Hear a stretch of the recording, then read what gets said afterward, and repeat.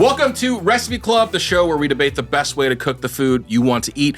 My name is Chris Ying. Joining me in the studio today is Recipe Club co-founder and unapologetic double dipper, David Chang.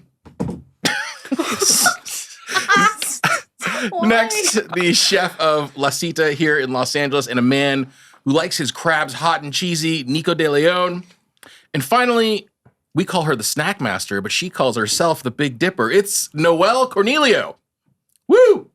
Ow! What do these three have in common? They're all Asian people. But in addition to that, they have all prepared a different recipe, and they have strong opinions about what makes the best game day dip recipe for you and all your pals. We are here in the middle or the beginning of March Madness, and each of these three has cooked a publicly available recipe for your consideration. We'll get to all that in just a minute, but first, let's get to our open forum. Welcome to the show, everybody. Thank you for having me. There's this great line in the Oxford American Companion to Food about dips that says, humankind has been dipping solid food into semi-liquid complements for thousands of years. Dips are pretty universal. Wherever you go, there's some kind of a dip thing. We should establish this first and foremost, though. Is dip the quintessential game day food item? I don't think again, this is much like the Valentine's Day episode. Like, why does it have to be just one day when every day can be a dipping day? Okay? Sure, every day can be dip day. Like, every day I can love. Celebrate your love for dips. But I guess my point is, whether you're going to do nachos or chicken wings or chicken fingers or anything, there's going to be chips and salsa.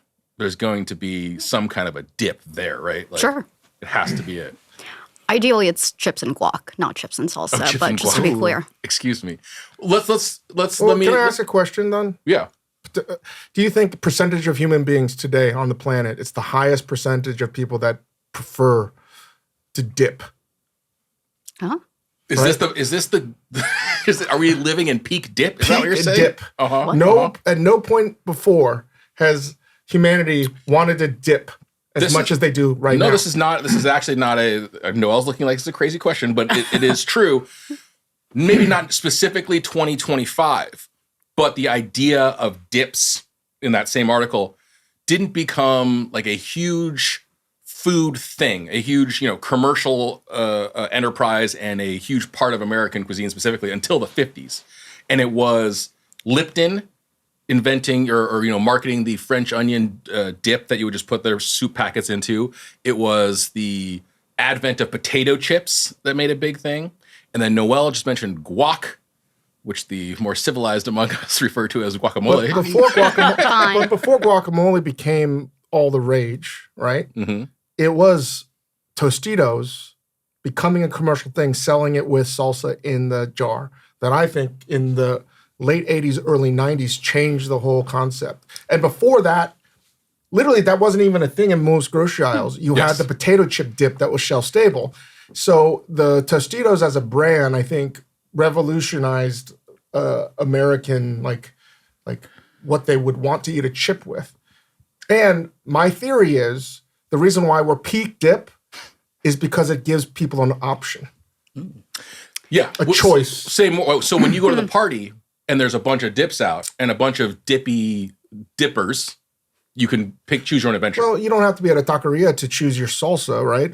Which is clearly, but whether you're at McDonald's and your chicken nuggets, or really it's the most obvious, dipping choice thing is how much dip do you want on your food? What you're saying, Dave. It's a very millennial Gen Z type of thing. Sure. You're basically saying dip is the only form of freedom and it's an available to us now. Yeah, it's an illusion of choice. Yeah, because you can choose one or the other, but you're stuck with what you got. Yeah, but like everyone can personalize their thing. Yeah. Even though everyone's eating the same thing. Nico, what is the Mount Rushmore? The 4 dips on the Mount Rushmore of dips. I would agree with Noelle. Guac is up there. Oh, you're a guacer too, huh? Oh, Oh, you're yeah. talking. You're Oh, asking you're me personally. you're two Southern Californians we know here for Hey, sure. You know, Amongst gotta other rep, you things gotta they rep. Guac, salsa, ranch is gonna be there no matter what. Oh, Hold on. It's would pretty count ranch as a universal. dip? I'd Is say. ranch a dip or a sauce? This is Dave kind of unlocked a whole other universe that I don't know if we're talking about today, which is sauces that you are dipping in versus a Whoa. dip. I just want to understand the parameters that we're working with let's today. say this. That's like saying the ocean is a body of water. It's like Translation you- of salsa is Here's sauce, the qualifier. though, so- I'm gonna throw this out there. Maybe you'll disagree, but for the purposes of this episode, if you dip a chip in it, it's a dip. Mm. That's what I would say for this. I wouldn't say ranch is a dip in this case. I would Even have dip to stuff agree in to it. disagree, Chris. Well, it's Yeah. too bad you're not in this seat. Fine, ranch, guac, salsa, and what's your fourth Mount Rushmore? I would say queso. I'm a big fan of queso. Okay, It doesn't necessarily agree with my body nowadays, but I'm Well, gonna hit it if it's there. 90% of people who of a certain persuasion, it does not agree with their bodies. What's your Mount Rushmore, Chang? again, whether this is allowed or not, it's McDonald's sweet and sour. I mean, that is like. But are you dipping anything in there other than specifically McDonald's Hamburgers? chicken? Oh, and fries. A Never mind, I hamburger? stand corrected. Fries, burger, chicken nuggets. It is a perfect balance. Yeah. It is the platonic ideal of sweet and sour at the same time. Sure. I would probably have to say Bagna Cauda Mm-hmm. Wow. because it's extremely versatile as well. You can put it on everything Mm-hmm. and it's Mhm. delicious. Mm-hmm. And honestly, it's one of the only ways I will eat a raw vegetable, right? I will also agree with ranch because its only primary objective is to. It's like one of those like an empty host in like it's a vehicle for MSG. That's it. Mm-hmm. It's an Mhm. empty host, right? Sure. That's rude to ranch. It's rude to ranch. Rude It to has no ranch. personality of its own except for MSG. Except It for umami. really. That's why people like it. Well, I mean, I Noelle, love do it you for that do you just to follow that train for a second? Is it rude to ranch, or can you name another flavor of ranch other than just umami? Okay, yeah, it's umami. I would say- Okay, yeah, it's fine. Tangy, Zesty? zesty. Okay, It's like Not a real mild thing. zest. So right? and It's my like- la- Bagna Cauda, the My last one is a baba ganoush a baba Wow. ganoush. You Oh. take a baba ganoush, an Because- eggplant dip. it is such a humble thing, and eggplant sucks in general, right? But when you char that thing and you make that puree, it is like a sublime, transcendent thing. A good baba ganoush, I'll take over a good hummus any day. Okay. I'm laughing because our producer David is uselessly holding up a no swearing sign over here. Noelle, your Mount Rushmore of diffs, if you will. I have a different kind of philosophy around the Mount Rushmore because I prescribe to the idea that you just have to have a dip that is fine even when it's bad. So that's where I'm just coming at it from a different perspective than beer Dave. cheese. This is gonna be a No, weird there's cheese. no blue cheese on this I list. said beer cheese. Oh, maybe. Just kidding. Number one, guacamole. Mm-hmm. Two would my number two right after. French dressing. Russian, Fine. French, and Thousand Island. Fine. I only seem to be invited on this show for the dips episode. So anyone who yes. used to watch or listen to this podcast knows that my number two is spinach artichoke dip. Ooh. Very A strong. mediocre one is very good still. I believe a mediocre hummus is better than a mediocre baba ganoush. So that's my number three. My Fighting low words. number four is a queso. That's it. Queso's number 4. Yeah. Okay. I'm just I like your list, Noelle, but I would maybe argue that the idea that those are all dips that even a bad is a good is a little faulty because I think you can have a really bad guacamole. oh, I think you can have a really taste like nothing guacamole. What would, Maybe you have a just bad as a one? game for all of us to play, what would a politically correct, like food What media the Food version? Magazine Yeah, top 5 right yeah. now? It'd be Tomb. Ooh. It'd be Zug. sickle pack, the Yucatecan like sunflower seed dip. It would be prahokutis, the Cambodian pork. Yeah, ground pork that's a good dip. one. Wow. Keep on going. It would be maybe a nam prik pao. Oh, yes, Wow. yes. But no, but like made by like Right. So yeah, it would be something made by specific. whatever. And then maybe like it'd be like the world's, the top 25 dips, and number 24 would be like tzatziki. Great accent. That was amazing. Yeah. But yeah, I hear you, Dave. I think that is. And then that is like true. salsa would be like 28. Yeah, salsa would be like, honorable mention, salsa. Guacamole would be 57. Such I mean, to me, like the world of salsa is like generally the king of the dip. Though. Like Huge. the world, the larger Sorry, I world of cursed again. salsa is so good. But hilariously and obviously, we made none of the dips that you guys mentioned today on the show. But we have chosen 3 different dips out of the 633 million results you get when you Google game day recipe. Millions and millions and millions of those are dips. Global dip sales crossed the $100 billion business mark in 2024. I think with that, we have to move out of our open forum section and get into our recipe reports. So each of our 3 recipe club members has chosen a publicly available recipe. Well, that's debatable, which we'll get into in a second. At least one of them has. They took it for a spin. They brought them into the studio. This week's recipes come from Tidy Mom, Pinch of Yum, and Valerie's Kitchen, 3 blogs that are high up on the results when you search for game day dip recipes. Noelle, Dave, and Nico have all tasted one another's dips today. They inspected them. They've judged them. I've got their critiques and feedbacks right here in front of me, but we're going to go one by one through the dips. So, Nico, you chose the best hot crab dip 5-star recipe from Valerie's Kitchen. Crab dip generally. I noticed these 3 dips, you guys have actually done a little regional thing here. So you're representing the Mid-Atlantic. This is also known as Maryland crab dip. Typically it's, a creamy, cheesy affair with some lump crab meat. This one I think had a lot of cheddar in it. What did it It had a call lot for? of cheddar. Definitely had a lot of cream cheese, some mayo for binding, and all of the Midwest, Mid-Atlantic assumptions. So talk to us about this 5-star best hot crab dip. Why'd you choose this? Do you like hot crab dip? And what'd you do? So I typically don't like hot crab dip. I kind of enjoy eating crab, if not like ripping hot in like a fried rice or stir fry or then like ice cold with some butter or something, or like in a salad. That's how I prefer crab. So like the microwave warm idea of a dip kind of grosses me out. So the lukewarm crab, I think we can probably all agree is the worst temperature. It's pretty. It's pretty weird. Pardon me. So what'd you do?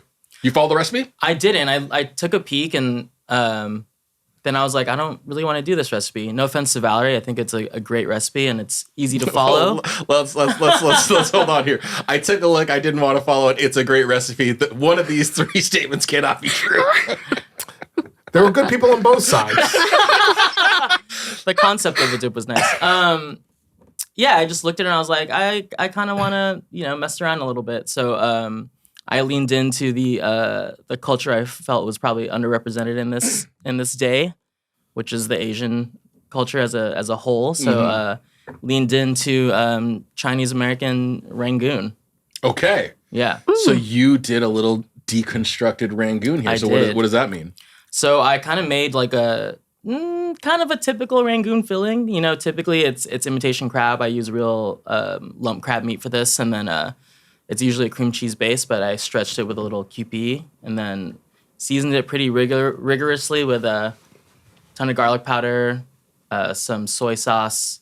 I threw in some herbs for some freshness, and then a little Meyer lemon zest and juice for some local seasonality. Shout out California, and my backyard. But Your backyard, nice. yeah, thank you. Shout out backyard. And then made a nice well of like some some sweet chili. Like it kind of The dipping. So you did a little like a dip Inception within a style. dip. This is like a play within within the play. Yeah. You did the Exactly. dip within the dip. You did the meta Exactly. crab dip. right, and then Okay. I served it with a side of wontons, Crispy chips. wonton Right. skins. Yeah. For reasons we'll get to later, I couldn't taste the garlic powder in there at all. I don't know what you're talking about.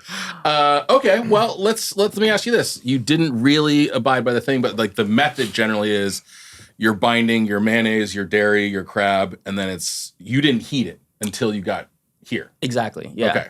Which I think is like, heat this up first inning, first quarter, first period. By the time you're in your third quarter period, whatever, it should be gone because that's at that point you're I mean, testing boundaries, if it's not gone by the first quarter, Yeah. probably I'm not really eating this one in the second quarter. So this recipe or this idea generally, like, you feel happy with this? You think this is the game day method? I stand by it. I think it's a fun rendition. It's familiar to most and still, craveable and delicious and can satisfy all the cravings and textures. And yeah, unless you don't mess with crab, then you're screwed. Okay, so we'll get into some of the comments here. So I'll go first. I had some thoughts. I did like how nice and bright it was. That citrus, your Meyer lemon in there was very nice. Wonton chips, nice touch. My question or criticism was, I think we recognized it pretty instantly as a Rangoon. Is it better than a Rangoon? Probably not. Like a tray of Rangoons? Okay. And then my other compliment, my criticism was also that kind of middle temperature. Yeah. It's Not my desirable. favorite temperature. Right. But I imagine a hot Rangoon with the same exact dip and same exact filling would be very, very delicious. My question was, is this Valerie's crab dip? The answer seems to be No. not so much. Okay. Noelle loved the crabbiness, was into the tanginess. Extra points for the crunchy wonton wrapper. You were unconvinced by the chili sauce and asked, where's the lumpia? Oh. It's a big question. Okay, this is the embarrassing time when I admit I didn't think about crab rangoon when I first ate it. So truly, I actually thought, it's Nico. So It's me. let It's me Nico, get this it's right. me. Is that racist? Yes. Internal racism. I love it. You didn't recognize a Rangoon didn't. because you couldn't No. see through your I think blinders. this is the first time that's like that kind of racism has ever happened in the world. First time. Truly, I don't know how to describe it that actually- racism. It's a wild form of racism. Wow. no, How did we get there? legitimately. It's incredible the forms of racism we can find on It's this show. backhanded compliment racism. It's like racism that only hurts her. Yeah. Truly. It's a boomerang racism. I legitimately had this moment. I had this moment eating it and looking at the dish and thinking to myself, like, crab dip. Definite East Coast vibes, but doesn't taste East Coast. Where did the wonton chips come from? And honestly, I just truly did not put two and two together with a crab rangoon because clearly I've not had crab rangoon in so long. I think the best way I can describe this is for anybody that watched that SNL sketch with Nate Bargatze when they're doing the Top Chef challenge and it's about making soul food and it's him versus someone that's a black chef and Nate has no idea what he's doing. And the judges clearly think that this guy just made the whitest food possible. But he made the food that they judged was the most representative of African American food culture. Basically. And you basically did it in real life. It was like a 6-layer deep. It was the 7-layer dip of racism. Where it's just like, where is it in here? It's all the way at the bottom, right? Okay, here I found it. I just thought that was something you'd only see on a sketch comedy. It happened real time. In real time, you witnessed it. I'm sorry. Dave's comments actually very nicely bring this whole thing together. So Dave thought it was well balanced. He thought he found your wonton chips to be A+, nice presentation. Noelle really appreciated the crabbiness. I want to hear between Dave and Noelle here. Dave couldn't taste the crab. Wow. Oh. Could be anything, he said. And to that point, he was wondering, could you make this for people who have shellfish allergies? Because the crab doesn't really matter. Well, Chris, I'm letting out a big sigh because one of us ate my dip and one of us did not right before this. Oh. And I think that might be That was contributing. my strategy by her then. Interesting. So That we might be will, without contributing. giving away too much, Noelle's dip, we'll get to it shortly, was very potent. Very potent.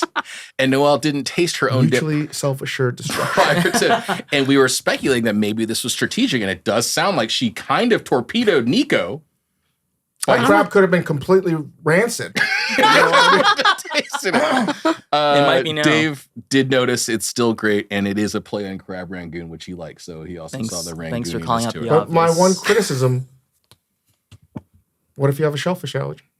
Don't eat it. Yeah, it's a crab dip. See, that is a pretty Dave Chang answer. Let's be real here, Dave. Let's be real. I'm trying to represent every man, the small people. The small people. Okay, so that Why'd was you look at us when you say that? that was our first recipe. Nico's riff on the best hot crab dip, a nice crab rangoon play. Coming up next, we're gonna. I think we should talk about Noelle's now, actually, because we've been dancing around this for a little bit. Yeah. Noelle, I will grant you this was a little bit of a last minute change here, but she ended up cooking the beer cheese dip from Tidy Mom, a blog run by a woman named Cynthia. Oh, yeah. My girl, Cynthia. Your girl. Oh no.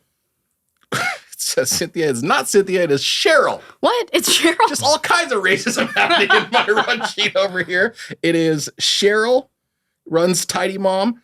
Beer cheese, generally, I was not familiar, is a spread. It's a Kentucky spread. So Nico is repping Maryland. Noelle is repping Kentucky here. It is per a 1994 issue of Cincinnati Magazine. Queen Elizabeth, when visiting Lexington, Kentucky, loved beer cheese so much she brought some back home with her too. I'm sure she did. Probably the most seasoned thing she's ever eaten. That's why. I'm sure she did. And I'm sure she declared it at customs. Noelle, this recipe for beer cheese is similar to Nico's in the sense that it's like you blend some stuff together Yeah. and then you put it. Yeah, that's a in front way of of. people. That's definitely a way of describing this one. So tell us about was this your first experience with beer cheese? This is maybe my second experience Oh. with beer cheese. Once a very, very long time ago. And the thing you should know about me is I actually don't really like that many dips. So Ooh, controversial. this, What the? I know. I know. No. This is a metaphor for so many things. What, you don't like very many dips. Yeah, I think One a might lot argue of, that this is more of a spread. Ooh. one would argue this might be a spread. So I've had experience with beer cheese. I don't remember. Honestly, I don't really remember what it tastes like. I don't really remember what it looks like. So I followed the recipe. As you know, I'm a little bit of a last minute addition to this group. So this was a recipe that, most people were like, yeah, go for it. So sure, I followed suit. Well, to your credit, this was last minute because somebody got COVID. So Good excuse, COVID person. The scheduled contestant had chosen this recipe before they got COVID because they are a cheese dip aficionado, an expert, Queso a pro. queen. Specifically, the queso queen was going to be here and was going to rock this beer cheese, but instead rocked the vid. So I can't say I did this one justice. So the recipe called for shredded cheese, some cream cheese. Also, there was paprika, salt, a little and Worcestershire, and some garlic. Some garlic. Now, here's the thing. Fresh garlic or garlic powder? Well, two fresh garlic. teaspoons of minced garlic and 2 teaspoons of Dijon mustard. And Dijon mustard, thank you. So, here's what happened. This morning, I get to the studio, and we have to film this. It's my first time in front of camera filming a recipe for this. So I put the ingredients aside, I start dumping things, and then it was time for the garlic. Uh-huh. I wasn't ready. I got really nervous to chop garlic on camera, minced garlic. So Andrew behind me ever so kindly said, I'll do it for you. It's fine. Great. Thanks so much, Andrew. Teamwork. Well, Andrew hands me a little Pyrex. Boop. Straight into the bowl. She Well- assumed that you assumed that you were on a dump and stir TV show, and that a producer was handing you a pre-measured amount of garlic. I see. 100%. That's a safe 100%. We go to the Thermomix, blend it up, put it in the fridge. And then, I looked at the recipe again, and it did say 2 teaspoons. When thinking about it, I think that there was a solid maybe 3 tablespoons of garlic in the little bowl. Right. So I blindly followed, and, I you, let everyone taste it. Let's see. So 3 tablespoons would be 9 teaspoons. Yeah, Right. it is 9. Okay, so you went like 450% increase in garlic. I think. Yeah. Okay. I like garlic. So this recipe, you actually don't cook anything. You just blend it up and set it aside in the fridge. You can either choose to serve it cold. No, not for me. So I opted to serve it warm, which is what the recipe said you could do. So you stick it in the microwave for a minute. Great. Mix it up. Fine. So right after I'd done that, honestly, we all, those who were in the studio had tried it. We're like, yeah, we'd eat it. I don't know if anyone was lying to me, but I thought it was warm hummus when we had left the studio. And then we get here, and I volunteered to go first because I thought, I don't really like this dip that much, but everyone can have it first. And, we build up. Yeah. Yeah, I think I blew everyone's You palates out. sabotaged the rest of it. It was garlicky when it was cold. You could still taste some beer. Mm-hmm. Tidy Mom suggests that you can serve this as a spread, cold or warm as a dip by microwaving it. Andrew, who also was trying to help you a little for Andrew, who's been on the show, suggested, maybe heating it might mellow the garlic out a little bit. But I think he assumed that heating it was like cooking it. And like really heating it and sort of denaturing it a little bit. I think you just heated it enough to make it even stronger than it was before. Yep, and I highly regret it. Okay, well, before we get to the comments, let's imagine an alternate universe where the correct amount of garlic had gone in. What's your take on this guy? Super cheesy, super cheesy. That's honestly what I tasted before the garlic went in. Mm-hmm. It was just a really strange texture of like grated cheese, It's a little bit of a pimento beer cheesy tea. in Yeah, texture, yeah. right? Okay. Yeah. So let's get into some of the comments from me and your fellow competitors here. I'll go first. I thought this actually. I thought there are certain parties. Actually, there's probably a lot of Super Bowl and March Madness and various sports gatherings in America where I bet this would be super popular. Because there are people who are like garlic heads, right? Pun intended. My other thing was it seems easy to make. That was a positive. And most importantly, I thought it was memorable. I thought that maybe at worst, we'd always look back and be like, hey, remember Noelle's beer cheese? Oh, man. My criticisms, I would say it was sort of quintessential ugly, delicious without the delicious part so much. It was ugly. And it felt a little bit like my mouth was driving through the garlic capital of America, Gilroy, California. Yeah. Shout out. We have a question on the sheet that says, how does this dish compare to other versions you've had? Here in your favor, Noelle, it's the first one I've ever had, so it was the best one I ever had. Dave.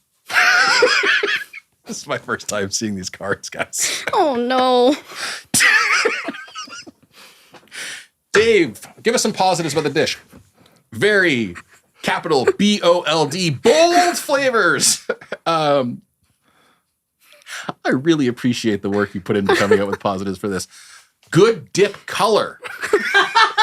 Artificial orange. It does. I thought I was expecting it to taste like one of those artificial dips in a can because it's just like, I don't know where you got that nuclear orange. It did look like a real processed dip. It Yeah, it looked looked like real. Velveeta. Yeah. Had a lot of high hopes. Garlicky to the point of bitterness. I literally, I'm just telling you the truth. When I tasted it, I've never experienced, well, this is maybe a positive. Let's put it in positive. I've never experienced garlic flavor to the point where it became so bitter that my ears started to ring. Which goes to my point. Literally, Memorable. It was because there's that tube, and it started to, and I was like, "Wow, that is a first." Tastes so bad you could hear it. Sorry, grainy texture. But Dave also said he had never had this before, but there is a first for everything. And in the section where we asked for any thoughts or questions about this recipe, Dave simply said, "Why?" Nico found the beer cheese dip to be well seasoned. Noelle served it with some little pretzel bites that Andrew also made from the studio. Wow. Nico thought the pretzels were a good choice. Great vessel. Great vessel. Oh, hey, it would be good with Zanku chicken. There we go. There it is. Zanku chicken, known the world over for its incredibly garlicky, like toom sauce, which is just pureed oil and garlic. Another great dip. Perfect. That would definitely be on the That's on the list for politically sure. correct food media top 50. 3 criticisms. Too pungent from garlic. Don't kiss after you eat it. And he also noted the graininess. How does this dish compare to other versions you've had? It doesn't. And needs some fine tuning was the final comments on this. Noelle, I do want you to. We'll give you a moment later to kind of stand up for Valerie and or sorry for Tidy Mom Cheryl and or Cynthia. Jesus, Cynthia, Cheryl, Valerie, whichever one you want to stand up for. Sure. We'll get into all that in just a minute, but we do have one more dip left to discuss here.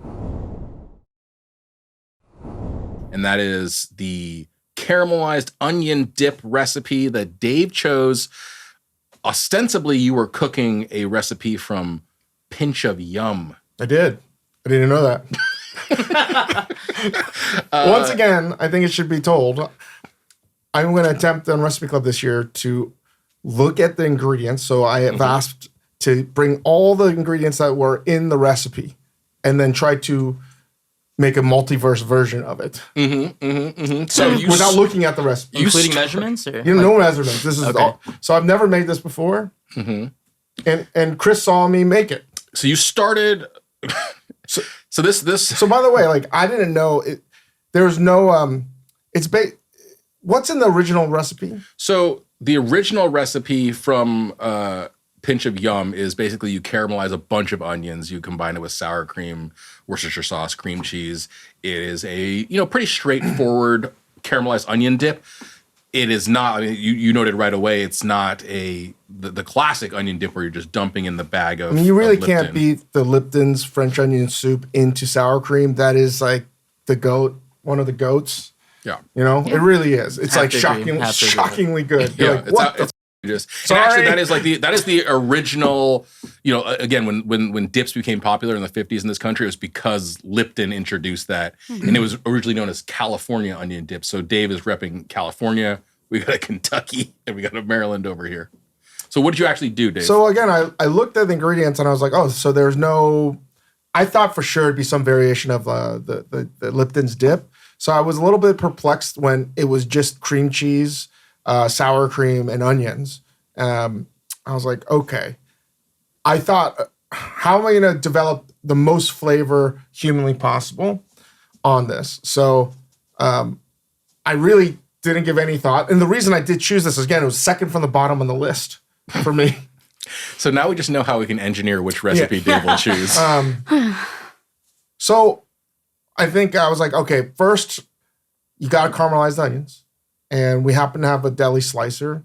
So that's a way I learned way back in the day of getting onions super thin when you have to make a lot of sofrito, the Northern Italian thing. So I did about 8 onions and I put that into a pot with butter. I was like, maybe I'll try to like brown, because like it just didn't have enough caramelization, right? It doesn't have the body and the sort of the sugars that come from, beef stock or something, some kind of protein that, like French onion soup, which has a lot of body in it. Even if it's dehydrated in concentrate form, it gives it that flavor. one of the things that's in French onion soup is also thyme and a little bay leaf to me. And so I wanted those elements. So I was like, I thought maybe I could try to brown sour cream and cream cheese. And then I was like, that's not going to happen because it doesn't have enough fat in it, right? There's not enough. So I then took some heavy cream because I was like, I'll just brown heavy cream and reduce that down. And then I was like, well, we have a can of evaporated milk, and that's literally just condensed like 10 gallons of milk into like 6 ounces of milk. And it's not sweet because that's basically unsweetened condensed milk. So if I brown that and I start to skim out the solids that start to coagulate and save that, I can reintroduce brown butter solids and milk solids that are delicious, that have that protein element that I think this dip needs. So I just started to boil those down, and I added thyme and bay leaf to the cream. And I got it down to almost like a syrup-like consistency, just before syrup consistency. And I, started to stir. You want them to get pretty brown, the onions. I added salt, a little MSG, black pepper. And then I started to whip, and then just pureed, actually, the sour cream, a couple packages of cream cheese, and softened that up. I then added like a tablespoon of beef bouillon to the cream mixture. Mix that in. And then I basically chopped up the onions and I folded it all together. And did I add anything else? Oh, a little Worcestershire sauce. And I think it came out really nice. And it tastes like French onion dip. It's not a recipe where you're like, you just made 13 more steps to make it more difficult when you could have just done Lipton's. It tastes distinctly different, like a way I don't think I've ever had before. I've added no sugar. All of the sweetness comes from the onions itself, and the brown butter and the milk solids from the cream and the evaporated milk, which I think completely changes the nature of this. I actually, before I did that, I wanted to taste how the puree of onions would go with some of the brown butter, the milk solids from the evaporated milk, and I just pureed those together. That is like, I would put that on a menu on some dish somehow, because that is something I will certainly make again. So honestly, I had a lot of fun making this. It was revelatory in a lot of different ways. And I'm, shout out to Pinch of Joy. Thank you. Pinch of yum. Pinch of yum. Pinch of yum. Thank you. So essentially, for people who didn't really understand, or if you're confused, like the sort of caramelizing of evaporated milk, and like you said, condensed milk is evaporated milk with the addition of sugar. If you were to caramelize condensed milk, is how you get like dulce de leche, right? Like caramelizing milk maybe is unfamiliar to a lot of people, but like you said, you just sort of boil it down. I saw you kind of scraping those the coagulated protein bits into the blender. I mean, it is ridiculously delicious. I agree. To Pinch of Yum's credit, I want to say this because you noted this in the studio. Lindsay suggested that you serve this dip with chips, pita, bagel chips, or on a sandwich. Again, to her credit, I have no idea. But you were like, this would be awesome on a sandwich. Yeah, immediately I was like, this would be so good on a sandwich. It'd also be good with eggs. It's extremely versatile. I think it actually could be weird. I was shocked. I've never cooked down evaporated milk. I've done condensed milk. I was like, there's a lot of solids that will start to develop, and you want to get them a little bit brown because I was just trying to recreate those proteins you would get from beef stock or Marmite. And that was the only reason I did it. I really like the addition of the beef bouillon. I do that whenever we make like an onion dip. This was your first time making it. You could easily make this vegetarian. Right. And it'd still be good. But this is your first time making it, the Worcestershire sauce is not vegetarian. You had, quite a few pots going, quite a few dishes going. I guess as a question, how streamlined could this be if you were to recommend it to somebody to make? Where could you sort of nip and tuck in terms of process? I would microwave the onions. Yeah. You could just add you want to add salt to onions you're sweating down because it helps break down the cellular structure. So it's going to like brown more quickly. And the microwave allows you to do other things. When you're cooking it over a stovetop, you actually have to let the sugars caramelize and then scrape the shit out of it. I was doing it with the metal spoon. Don't do as I did. Do it with the wooden spoon. So that's really the biggest pain in the ass, is chopping the onions. And I would probably add the condensed milk with the evaporated milk with the cream to start, because if it's just cream, it's going to boil over too easily. So you got to find, that's the other pain in the ass, is finding the right temperature, because you're going to have to be present when you're boiling it down, because you can easily ruin this dish if you burn it, because you want to burn in the milk, but not too much. Right.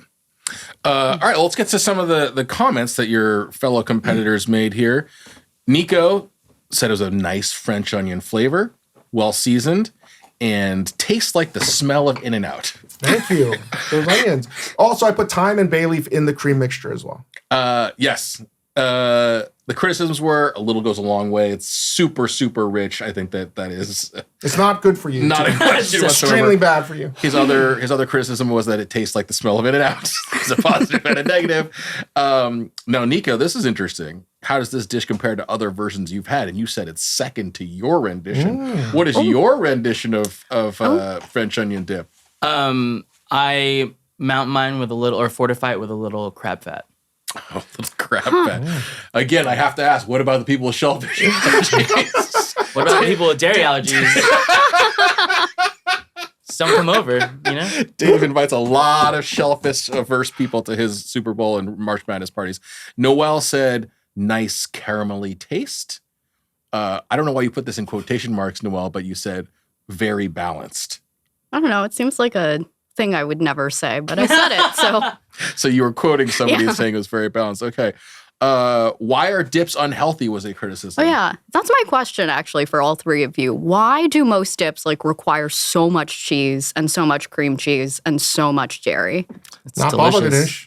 Bangladesh. Fine. Not hummus. It's delicious, straight up. Well, hummus has a lot of fat, though. But That's good true. fat. Yeah. Good high omega-3s. Good high omega-3 fat, sure. Why is this one so fatty? I mean, because it's delicious, I think. Is Not really the salsa. answer. Not What? guacamole. Okay. Fine, all three of our dips. Why are all three of these Basically, dips so white people unhealthy? dips are bad. Why are all white people dips so bad? I mean, in some senses, that is true. It is like the super, super rich fat is like a shortcut to delicious, right? It is like Dave, we always talk about like tonkotsu broth, right? Easy to make that delicious because you're just like mounting it with so much fat, right? But like harder to make like a thin, light broth that is like super delicious. Noelle, you've made a couple of comments on your cards that raised a question for me. You thought maybe a thinner chip. I think Dave, you fed her a crostini. Yeah, but I had the option. I said you can choose whatever you So want. we did the best dips. Noelle thinks that's a choice you made, and you should be blamed for it. What makes the ideal dipping vessel? What is like the best? If you have a bunch of dips, and to Dave, your earlier point of optionality, you got potato chips, tortilla chips, you've got crudité, whatever. I did choose the crouton thing simply because it's hefty enough, right? And the lavash breaks. This is too spongy and it's cold. And also potato chip is too fragile. Mm-hmm. So if it was a kettle cooked potato chip, I would have served it on a kettle cooked potato chip. So with my options available, like Goldilocks, I chose the best one for the thing. I'm sorry. Once again, the no swearing sign is being held up because let me just to review. Like Goldilocks, I think the best thing for the thing. Okay. I mean, Noelle, do you have let's say the bounty of the party is all laid out before you. Oh, sure. You've got your crudités and your chips and your pretzels and whatever, what have you. What is your ideal dipping implement? Oh, it's definitely a thinner but robust chip.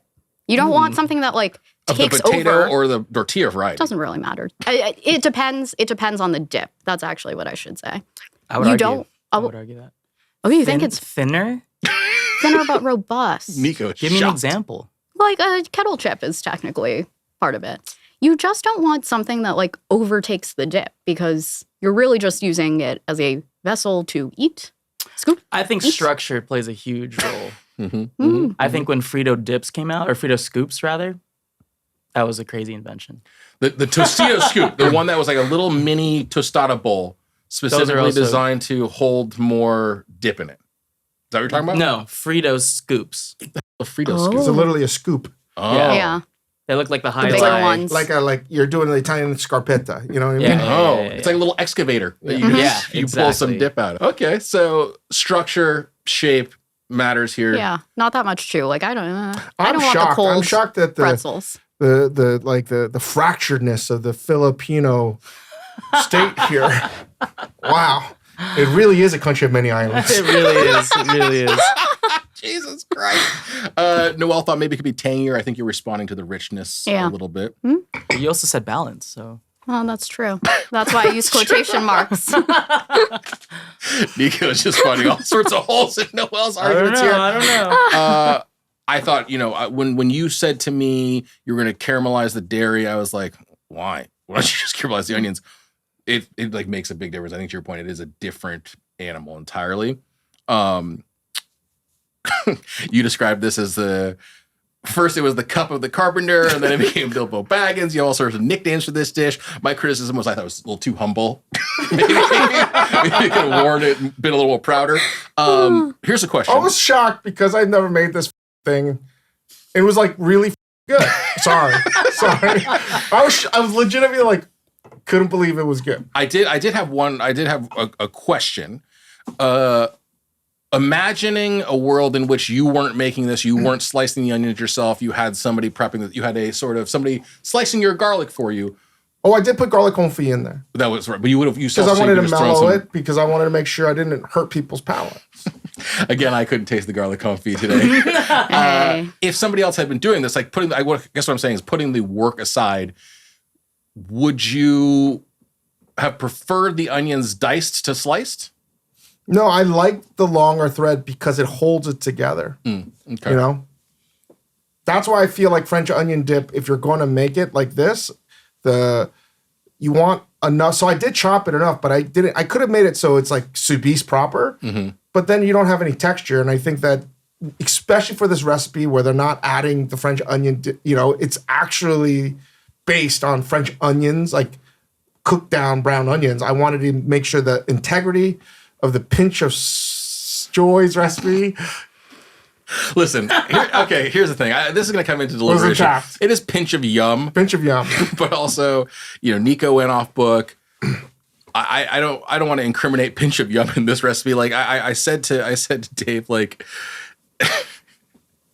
this, if like this recipe, if it were a baby and you were and pinch of yum was the father, and it came out as what Dave presented, I would have a paternity test ordered immediately. This does not resemble the father of this recipe whatsoever. This is not, there's no resemblance to the pinch of yum. So I'm saying this. Yeah, it's a gifted and talented child. Sorry.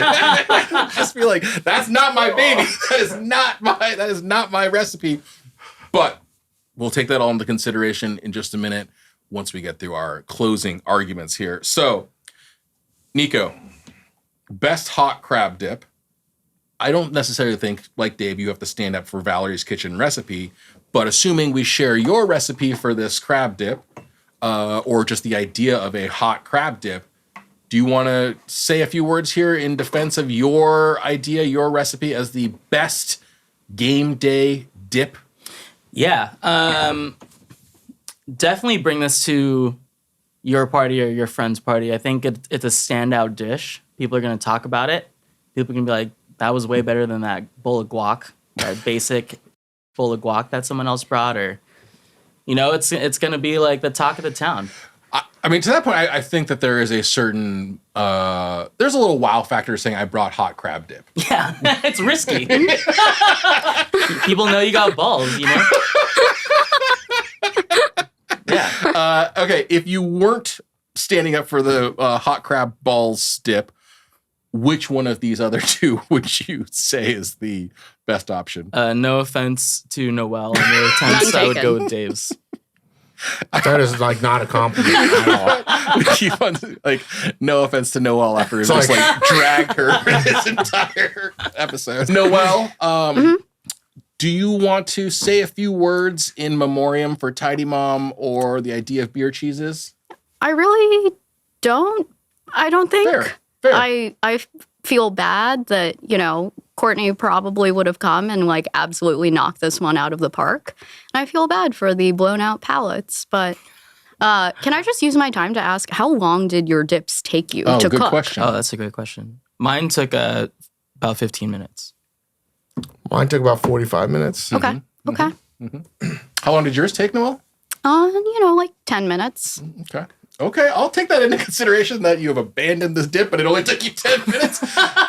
Dave, closing argument. Oh, wait, sorry. If it's not beer cheese, who are you vouching for? Who are you standing up for here? Okay, honestly, both dips for me are neck and neck. Like I would eat equal amounts of them at a party. You would be very sick if you did that. Go ahead. That question was actually important for me because I don't want to spend that much time making dips. So Nico's just edges out Dave's just a tiny bit. Yeah. Just a tiny bit. Dave, closing arguments?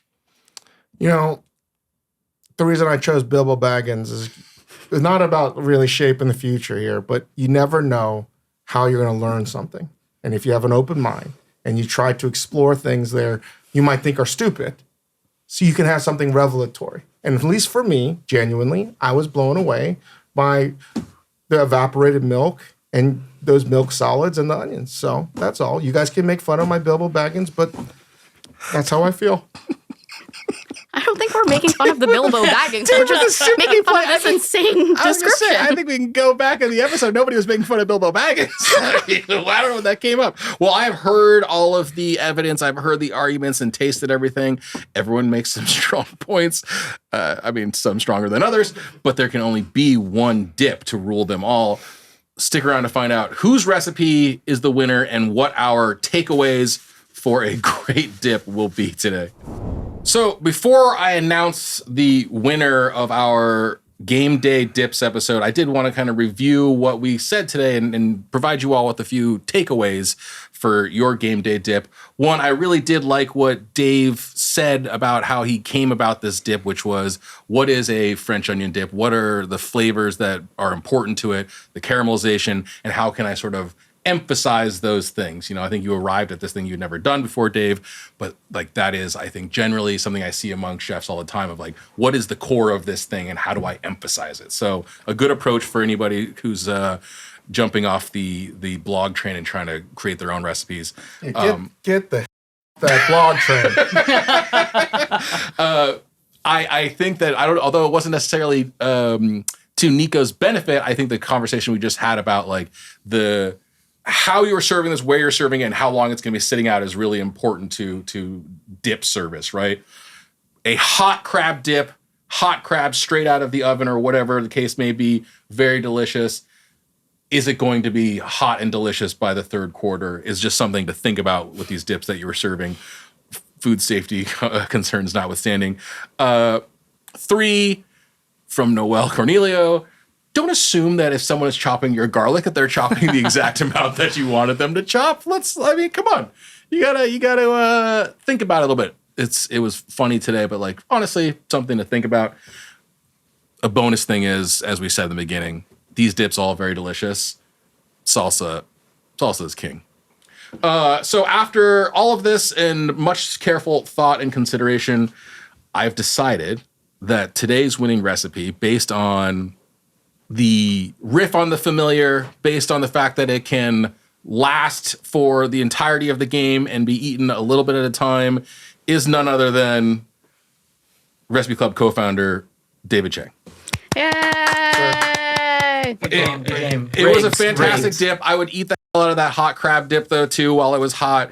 Noelle, I'm gonna order some Zanku to smear that beer cheese on. Congratulations, Dave. Not only do you have the bragging rights that come with a Recipe Club win, you're a multi-winner this season. You've been bringing it. If this is what winning feels like, I don't want to win. But you're not just walking away with a feeling. Can't we all win? You're not just, no, we can't. Not without, you're not just walking away with a nice feeling. You're also walking away with a prize, one of the favorite prizes we have at Major Domo Media. It is a portable, insulated, slow cooker. Oh, I can plug this in my car. You can plug it in your car. You can plug it in your car for game days and tailgates.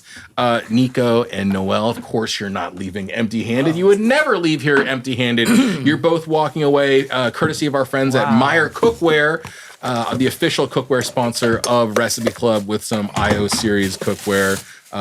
This stuff we use in the studio, at home, all the time. We are very proud of it. Dave is not immediately giving away his prize as he is wont to do, he must like this one. Thank you, Nico De Leon, David Chang, Noelle Cornelio, for joining me on this episode. Thanks to everybody out there for watching and listening. Please subscribe to the podcast, subscribe to our YouTube at Recipe Club Official. Give us 5 stars, and thank you to everybody at The Ringer. Visit us at majordomo.com where you can join the conversation on our Discord, and we'll talk to you all real soon.